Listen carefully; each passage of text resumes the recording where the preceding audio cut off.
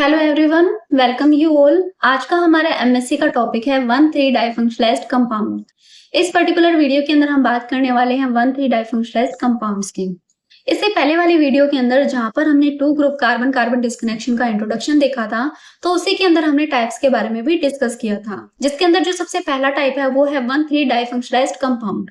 तो आज के इस वीडियो के अंदर हम इस 1,3 डाइफंक्शनलाइज्ड कंपाउंड को डिटेल के अंदर डिस्कस करेंगे और साथ में इसके कुछ एग्जांपल्स भी देखने वाले हैं। तो चलिए शुरुआत करते हैं हमारे 1,3 डाइफंक्शनलाइज्ड कंपाउंड की और इसे हम डिस्कस करेंगे कुछ पॉइंट्स के अंदर। जिसके अंदर हमारा सबसे पहला पॉइंट है वो आता है कि ये जो डिस्कनेक्शन है इसे हम बोलेंगे 1,3 डिस्कनेक्शन, और यहाँ पर जो हम कंपाउंड यूज करेंगे उसे हम बोलते हैं 1,3 डाइफंक्शनलाइज्ड कंपाउंड। और इस 1,3 डिस्कनेक्शन को हम डिनोट करते हैं 1,3 DIX से। अब इन दोनों पॉइंट को समझिए। देखिए हम यहाँ पर क्या ले रहे हैं, हम यहाँ पर एक कंपाउंड लेंगे, इससे हम बोलेंगे 1,3 डाइफंक्शनलाइज्ड कंपाउंड, और इस 1,3 डाइफंक्शनलाइज्ड कंपाउंड का हम यहाँ पर करवाएंगे डिस्कनेक्शन, और जो हम डिस्कनेक्शन करवाएंगे वो होगा 1,3 डिस्कनेक्शन, जिसे हम डिनोट करते हैं 1,3 DIX से। तो कुछ इस तरीके से हम इसे डिनोट करेंगे। तो ये है हमारा कंपाउंड जिसे हम बोलते हैं 1,3 डाइफंक्शनलाइज्ड कंपाउंड, और हम यहाँ पर इसका करा रहे हैं 1,3 डिस्कनेक्शन। तो अभी आपको पता है जब हम बात कर रहे थे 1,3 डाइफंक्शनलाइज्ड कंपाउंड की, तो इन हमारे इंट्रोडक्शन वाली वीडियो के अंदर हमने देखा था कि इसके अंदर आपको दो फंक्शनल ग्रुप दिखाई देंगे, और जो दोनों फंक्शनल ग्रुप है उसके अंदर से एक फंक्शनल ग्रुप प्रेजेंट होगा फर्स्ट पोजीशन पर और दूसरा होगा थर्ड पोजीशन पर। यानी कि जो 1,3 डाइफंक्शनलाइज्ड कंपाउंड होते हैं ये ऐसे कंपाउंड होते हैं जिनके अंदर आपको दो फंक्शनल ग्रुप देखने को मिलेंगे, जिसके अंदर से एक प्रेजेंट होता है फर्स्ट पोजीशन पर और दूसरा प्रेजेंट होता है थर्ड पोजीशन पर, और ये दोनों आपस के अंदर सेपरेट होते हैं एक कार्बन के द्वारा। तो ये बात होगी हमारे थर्ड पॉइंट की। इसके बाद में हमारा जो फोर्थ पॉइंट है वो ये बोलते हैं, अगर हम बात करें यहाँ पर बॉन्ड क्लीवेज की, तो इस डिस्कनेक्शन के अंदर जो बॉन्ड क्लीवेज होगा वो होगा सेकंड और थर्ड नंबर कार्बन के बीच का बॉन्ड। यानी कि जो बॉन्ड हम यहाँ पर ब्रेक करने वाले हैं कार्बन कार्बन डिस्कनेक्शन के अंदर, वो है सेकंड नंबर कार्बन और थर्ड नंबर कार्बन के जो बीच का बॉन्ड होता है उसे हम ब्रेक करेंगे।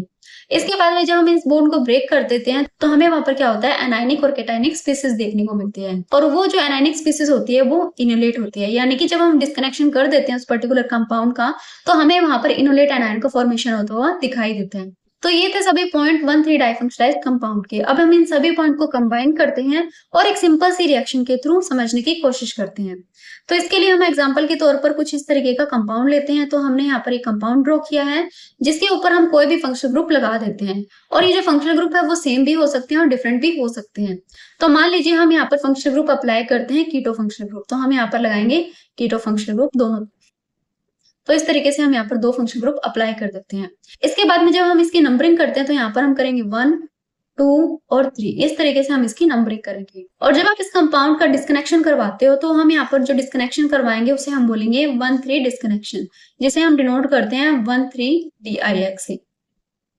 तो अभी हमारे पास क्या है, अभी हमारे पास एक कंपाउंड है जिसे हम बोलते हैं 1,3 डाइफंक्शनलाइज्ड कंपाउंड, क्योंकि यहाँ पर क्या है 1 और थर्ड पोजीशन पर दो फंक्शनल ग्रुप प्रेजेंट है, इसी वजह से हम इसे 1,3 डाइफंक्शनलाइज्ड कंपाउंड बोलते हैं, जिसके अंदर एक फंक्शनल ग्रुप आपको फर्स्ट पोजीशन पर दिखाई देगा और दूसरा फंक्शनल ग्रुप आपको थर्ड पोजीशन पर दिखाई देगा।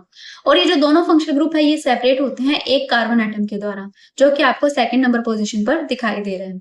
जब हम इस कंपाउंड का 1,3 डिस्कनेक्शन करवाते हैं तो आपको यहाँ पर क्या देखने को मिलता है, जो बॉन्ड क्लीवेज होता है वो क्लीवेज होता है सेकंड और थर्ड नंबर कार्बन के बीच का बॉन्ड। यानी कि ये हमारा सेकंड नंबर कार्बन और ये हमारा थर्ड नंबर कार्बन। तो जो बॉन्ड क्लीवेज होगा वो ये वाला होगा, यानी कि यहाँ से हम इसके बॉन्ड को ब्रेक करेंगे। इसके बाद में आपको यहाँ पर एनायनिक और कैटायनिक दो तरीके की स्पीसीज देखने को मिलती है, जो कि कुछ इस तरीके से होती है। यहाँ पर ये आएगा नेगेटिव स्पीसीज और यहाँ पर एक आपको देखने को मिलेगी पॉजिटिव स्पीसीज। और ये जो नेगेटिव और पॉजिटिव स्पीसीज होती हैं इन्हें हम बोलते हैं सिंथोन, और इन सिंथोन से हम बनाएंगे आगे सिंथेटिक इक्विवेलेंट जिनका हम यूज करते हैं सिंथेसिस के अंदर। अब इन सिंथोन के अंदर आपको ये जो एनायनिक सिंथोन देखने को मिल रहा है इसे हम बोलते हैं इनोलेट एनायन। तो इस एक सिंपल से एग्जांपल से हमने ये सभी जो पॉइंट्स है वो अच्छे से समझ लिए हैं। तो अब जब आपको 1,3 डाइफंक्शनलाइज्ड कंपाउंड के बारे में अच्छे से पता लग गया है तो अब हम इसका डिस्कनेक्शन भी देख लेते हैं। तो चलिए शुरुआत करते हैं अब इसके एग्जांपल्स की। तो हमारा जो सबसे पहला एग्जांपल है उसके अंदर हम लेते हैं यहाँ पर बीटा हाइड्रोक्सी कार्बोनिल कंपाउंड। ये है हमारा बीटा हाइड्रोक्सी कार्बोनिल कंपाउंड। इस कंपाउंड के अंदर आपको एक कार्बोनिल ग्रुप दिखाई देगा और दूसरा हमारा हाइड्रोक्सी ग्रुप। कार्बोनिल ग्रुप आपको फर्स्ट पोजीशन पर लगा हुआ दिखाई देगा, जबकि हाइड्रोक्सी ग्रुप आपको थर्ड पोजीशन पर लगा हुआ दिखाई देगा। जब हम इस बीटा हाइड्रोक्सी कार्बोनिल कंपाउंड जो कि हमारा टारगेट मॉलिक्यूल है इस पर 1,3 डिस्कनेक्शन अप्लाई करते हैं, जिसे हम डिनोट करते हैं 1,3-DIX से, तो यहाँ पर आपको देखने को मिलेगी कुछ एनायनिक और कैटायनिक स्पीसीज, क्योंकि यहाँ पर क्या होगा, सेकंड और थर्ड नंबर का जो बॉन्ड है वो ब्रेक हो जाएगा, जिसके बाद में आपको इस तरीके से एनायनिक और कैटायनिक स्पीसीज देखने को मिलती है, जिसके अंदर से ये जो एनायनिक स्पीसीज है इसे हम बोलेंगे इनोलेट, या फिर आप इसे इनोलेट एनायन भी बोल सकते हो। तो इन स्पीसीज को हम बोलते हैं सिंथोन, और ये जो सिंथोन है ये आगे जाके कन्वर्ट हो सकते हैं सिंथेटिक इक्विवेलेंट के अंदर, जिनका हम यूज करेंगे सिंथेसिस के दौरान में। तो ये था retrosynthesis beta hydroxy carbonyl compound का, यानी कि ये था हमारा टारगेट मॉलिक्यूल। इस टारगेट मॉलिक्यूल का हमने क्या किया है, कार्बन कार्बन डिस्कनेक्शन करवा, जो कि इस पर्टिकुलर रिएक्शन के लिए था 1,3 डिस्कनेक्शन, जिसके बाद में आपको इस तरीके से सिंथोन देखने को मिलेंगे, और यहाँ पर है इनके सिंथेटिक इक्विवेलेंट। और जब आप इन सिंथेटिक इक्विवेलेंट को देखोगे तो आपको यहाँ पर पता लगेगा कि ये जो ए और बी सिंथेटिक इक्विवेलेंट है वो दोनों सेम ही है, यानी कि वो दोनों ही क्या है, दोनों ही कार्बोनिल कंपाउंड है। तो ये था रेट्रोसिंथेसिस। अब हम बात कर लेते हैं इसके सिंथेसिस की। तो इसके सिंथेसिस के लिए हम ये जो सिंथेटिक इक्विवेलेंट है इन्हें ही यूज करने वाले हैं। तो जब आप इन सिंथेटिक इक्विवेलेंट को देखोगे तो आपको पता है यहाँ पर ए और बी दोनों सेम है, तो हम कोई सा भी यूज कर सकते हैं। तो हम यहाँ पर लेते हैं हमारा कोई भी सिंथेटिक इक्विवेलेंट। मान लीजिए हम यहाँ पर यूज कर रहे हैं पहला सिंथेटिक इक्विवेलेंट, तो इसके लिए जो कार्बोनिल कंपाउंड है ये हम यहाँ पर लेंगे और इसकी रिएक्शन करवाएंगे हम किसी बेस के साथ में। तो बेस क्या करता है, यहाँ पर ये जो प्रोटॉन है उसे एब्स्ट्रैक्ट कर लेगा, और ये जो बॉन्ड के इलेक्ट्रॉन है ये इस कार्बन की तरफ शिफ्ट हो जाएंगे, जिसकी वजह से इस कार्बन पर आ जाएगा नेगेटिव चार्ज, और आपको कुछ इस तरीके से इनोलेट स्पीसीज देखने को मिलेगी। अब क्या होगा, अब आएगा हमारा second synthetic equivalent. Second synthetic equivalent के अंदर क्या होगा, ये जो ऑक्सीजन है ये इस बॉन्ड को अपनी तरफ शिफ्ट कर लेगा, जिसकी वजह से इस ऑक्सीजन पर आ जाएगा नेगेटिव चार्ज, और इस कार्बन पर आ जाएगा पॉजिटिव चार्ज। अब यहाँ पर आपको नेगेटिव चार्ज दिखाई दे रहा है और यहाँ पर है पॉजिटिव चार्ज, तो यहाँ पर क्या होगा, यहाँ पर बॉन्ड का फॉर्मेशन हो जाएगा, तो आपको कुछ इस तरीके से कंपाउंड देखने को मिलेगा। अब इस कंपाउंड का होगा हाइड्रोलाइसिस। हाइड्रोलाइसिस होने के बाद में आपको कुछ इस तरीके का कंपाउंड देखने को मिलेगा, जो कि है बीटा हाइड्रोक्सी कार्बोनिल कंपाउंड, और यही कंपाउंड था जो हमारा टारगेट मॉलिक्यूल भी था। तो ये था एग्जांपल हमारे 1,3 डाइफंक्शनलाइज्ड कंपाउंड का, जिसके अंदर हमने 1,3 डिस्कनेक्शन अप्लाई किया। इसी के साथ हम एक और एग्जांपल देख लेते हैं, जिसके अंदर हम लेते हैं इस तरीके का कार्बोनिल कंपाउंड।